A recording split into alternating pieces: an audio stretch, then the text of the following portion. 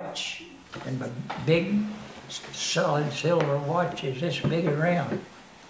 Stem come out on it that far. And all my money. And the fella that done it, he knew who did it. I went and told the sergeant. He come down, went over and searched there at old boy's place. Didn't find anything. So we waited till he come in from town. They searched him again. He had already sold all of it, or done away with it. Oh, So no. I had to borrow the money to get married.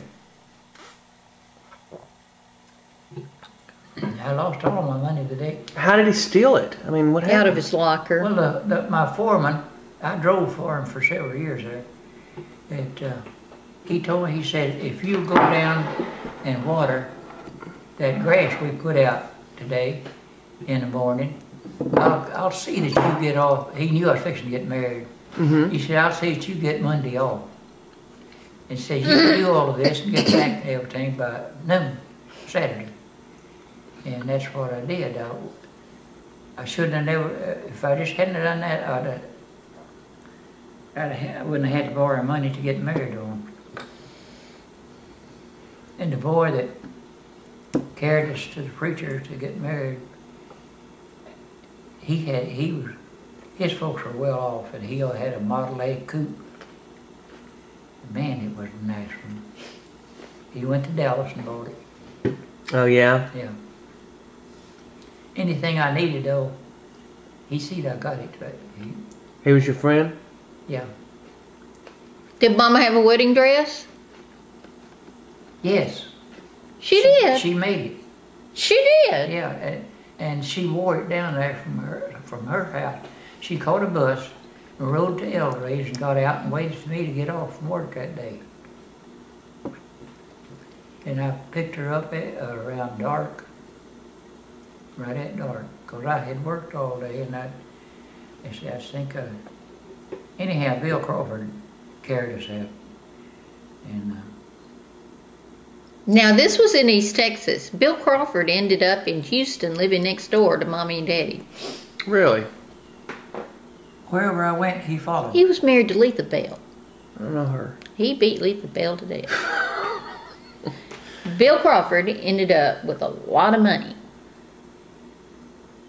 A lot of property. His daddy, besides the farm I had there where he used to take me, his daddy went into Corsicana and bought a lot of property there. And all of this property was left to him when his daddy died. And last time I talked to him, he said his son was wanting him to go into business with him. But he says, I'm not going to do it. I know what he's wanting. He's wanting to get all my money. Yeah. So, tell us about the story. What made you decide to have kids? I mean... There wasn't a decision about you having kids. It was an accident? So Aunt Mona was an accident? No. Yeah, basically. I know you. I know, darling. So, I can't do this. did you... So you had Aunt Mona. Yeah, she was the first. Well, the first one. She lost the first one, and Mona come right in behind it. Now listen to what happened to this baby. As far as I know, The first baby. the first one, Yeah. the lady that she lived in the house with, That was Maud Boone. yeah, she had done a washing, and you know how, no, you don't, but the rub board out there, where you scrub them like this, those, and then put them back in, Yeah. and wash them some more. Yeah. She lost that baby. Scrubbing? Yeah, and the lady that she lived in the house with there, they went out behind, toilet out there somewhere, and buried the baby in a matchbox. It was a Never told me boy. about it until I don't know how long. And then Mona come along. Lived in the same house. Wait a second. You didn't know she was pregnant? Yeah. No. He didn't know. How could you not know? I knew she was pregnant, but I didn't know that she had the baby till she told me that and they had buried it back in the where they have a lot of wood. That's strange. She knew it was a boy, which means the baby had to be maybe 5 months, over 4 months, to know She the miscarried sex. then. But when she'd get really mad at me is whenever she'd get pregnant. Oh yeah? Yeah, and then Mona was born. That's the wonder she Same didn't stay house. pregnant. Same house that I had lived in before and moved down there to it. When I left that little town where El Ray come and got me, we moved in some people in the 3rd floor. And them rats as big as squirrels.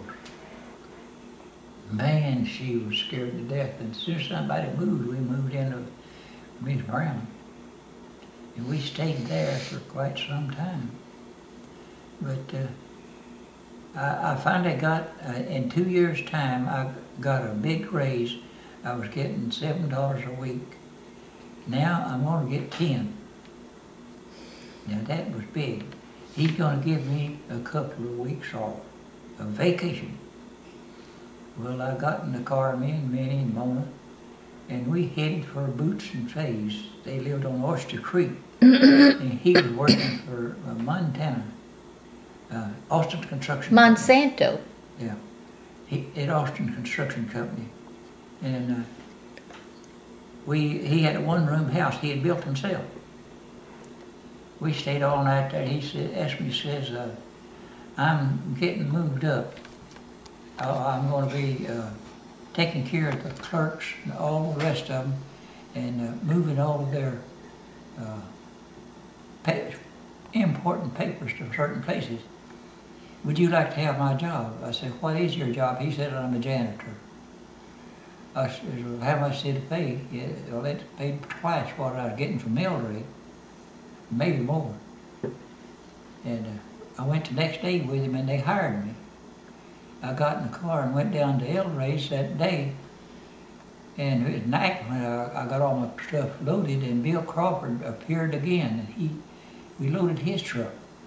I went by El Ray's and handed him the keys to the shop.